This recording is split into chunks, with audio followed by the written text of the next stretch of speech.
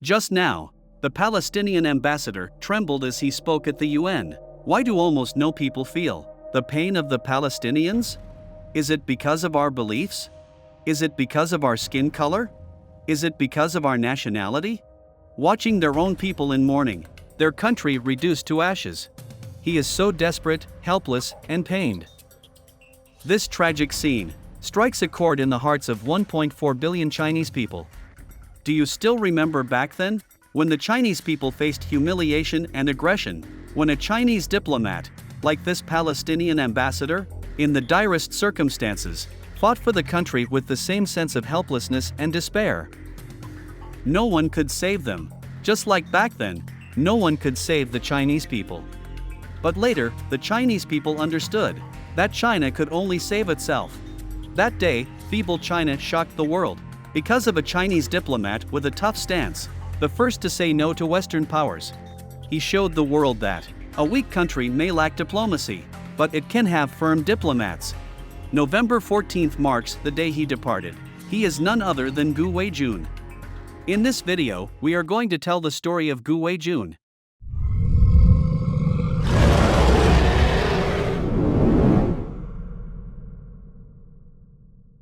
He hailed from an exceptional background. His father was the president of the Communication Bank in late Qing dynasty. Yet, as a privileged young man, he always empathized with the impoverished.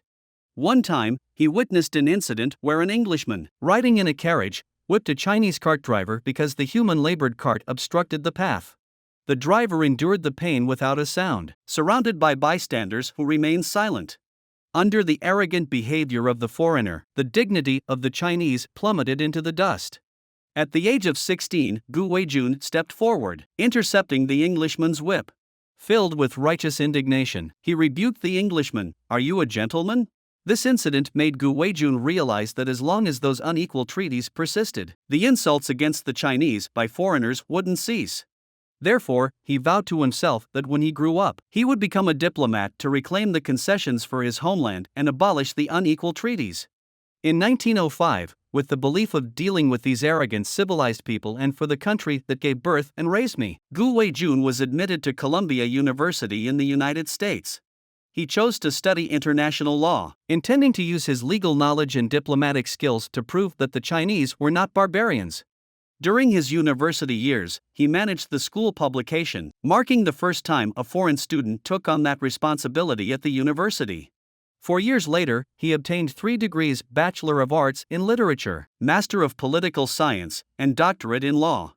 The president of Columbia University praised him as the most talented student in the history of this university. Today, in the annals of Chinese students at Columbia University, the most outstanding figure isn't Hu Shi, Su Zhima, Feng Yulan, or Jin Yueguang, it's Gu Weijun. After graduating, he returned to China and served as the English secretary to the president and the secretary to Premier Tang Shaoi. At just 24 years old, he was the youngest among the secretaries in the presidential palace. A dashing young man with promising potential, his every move startled the world. In 1915, when Japan presented the humiliating 21 demands to Yuan Shirkai's government, aiming to prevent international exposure, Japan threatened that if the secret leaked, Gu Weijun, as Yuan Shirkai's secretary, upon learning the contents of the 21 demands, couldn't remain calm. Faced with China's extreme weakness against Japan, he pondered, what could feeble China use to contend with the Japanese? Forced into a corner, Gu Weijun had no choice but to disclose the contents to the Americans, seeking Western pressure on Japan to stall the negotiations. Under heavy Japanese surveillance, risking his life, he met with the American and British envoys daily during months of negotiations, seeking their assistance in delaying the signing of the treaty between Japan and China. He disregarded his own safety, solely seeking a chance for his country to survive. Due to his outstanding defense of the nation's dignity during this turmoil, at just 27 years old, he was appointed as the full ambassador to the United States, making him the youngest modern Chinese diplomat. In 1919, following the conclusion of World War I, as a victorious nation, China sent envoys including Gu Weijun to attend the Paris Peace Conference led by the great powers. To their disbelief, at the start of the meeting, the Chinese team faced an initial blow of humiliation. While discussing the division of Shandong, the great powers barred the Chinese delegation from entering the meeting. Gu Weijun stood his ground, logically arguing until the Chinese were finally allowed a seat at the negotiating table. During the conference, the Chinese delegation proposed reclaiming sovereignty over Shandong, but Japan shockingly demanded to inherit all of Germany's interests in Shandong. Faced with Japan's aggressive stance due to its growing strength, the great powers were unwilling to confront Japan on behalf of weakened China. Consequently, almost word for word, Japan's demands were written into the treaty. The Western powers either stood idly by or pressured China to comply. Despite being a victorious nation, China was treated like a defeated one, left at the mercy of others' whims. Gu Weijun, enraged, embarked on a desperate and breathtaking debate. He argued, the Kaiachao leased territory, the Kaiachao Railway, and all other rights should be directly returned to China. Qingdao is entirely Chinese territory and cannot suffer any loss. Germany's lease of the Kaiachao leased territory and its other rights in Shandong legally belonged to China long ago.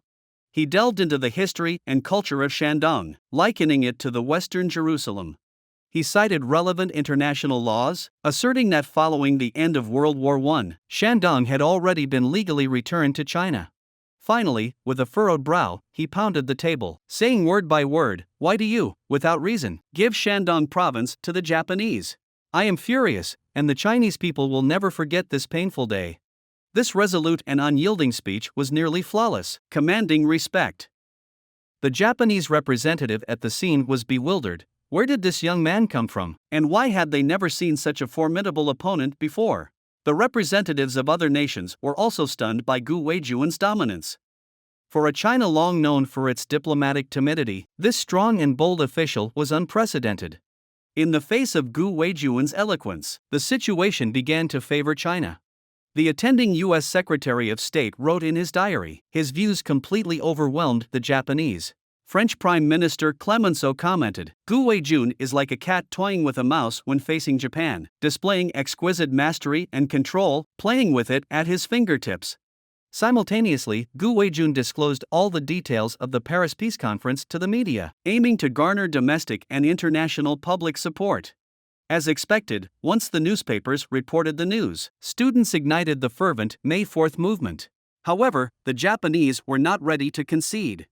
They clandestinely garnered support from countries like Italy and Britain. Given the vast power disparity between China and Japan, the final version of the treaty resolved the Shandong issue in accordance with Japan's demands. Gu Weijun did everything within his power, but no matter how he contested, it seemed impossible to change the outcome. He had to choose the riskiest path. On June 28, 1919, the signing ceremony was held at the Palace of Versailles. However, the Chinese delegation refused to sign. This news shocked the world because, since the late Qing dynasty, it was the first time in decades of China's diplomatic history that it had firmly said no to the Western powers. Refusing to sign was indeed a risky move because, as the Western powers stated, without China's signature, it would not qualify to enter the League of Nations. However, Gu Weijun astutely noticed discrepancies in the attitudes of Britain and America in this matter. So, in a situation where retreat was not an option, he chose to gamble by refusing to sign, believing that a solution for China's entry into the League could be sought later on. The news reverberated across the country, stirring a nationwide fervor. Refusing the Versailles Treaty marked the first triumph in modern Chinese diplomatic history, setting a precedent by rejecting unequal treaties in the face of world powers. Gu Weijun, who repeatedly fought to maintain China's sovereignty, left behind this classic battle on the world stage.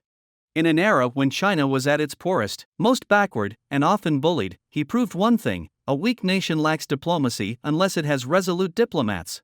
Subsequently, Gu Weijun served as the ambassador to the United Kingdom. At the Washington Conference in 1921, after 36 arduous negotiations, Japan reluctantly signed a new treaty in 1922. This treaty stipulated Japan's withdrawal from Shandong province, returning sovereignty over Jiuzhou Bay and Qingdao's customs to China. Gu Weijun managed to wrest Shandong back from Japan's grasp. In 1924, Gu Weijun signed the Sino-Soviet Treaty, abolishing all unequal treaties between China and Russia. the Soviet Union renounced all concessions and leased territories in China, abandoned Russia's portion of the Boxer Indemnity, acknowledged Outer Mongolia as Chinese territory, granting China complete sovereignty there. In 1931, through Gu Weijun's negotiations, Belgium returned the Tianjin concession to China.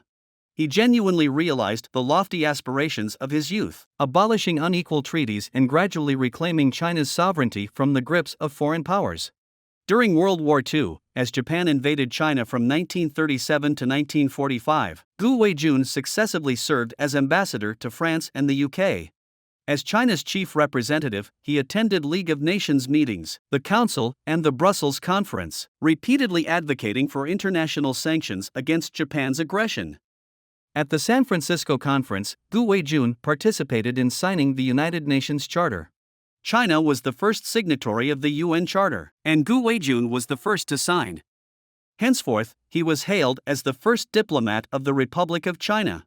Gu Weijun stated, "As a diplomat, I cannot stand idly by while my country faces destruction." In 1967, Gu Weijun settled in the United States, but he always yearned for his homeland. At the age of 97, he had someone bring back a banner that read, "The moon is bright in my homeland, the dew is white from tonight." This expressed his profound longing for his native land. He also penned his memoir, Memoirs of Gu Weijun, Gifted to the New China. This book has become a valuable historical document for studying modern Chinese diplomacy.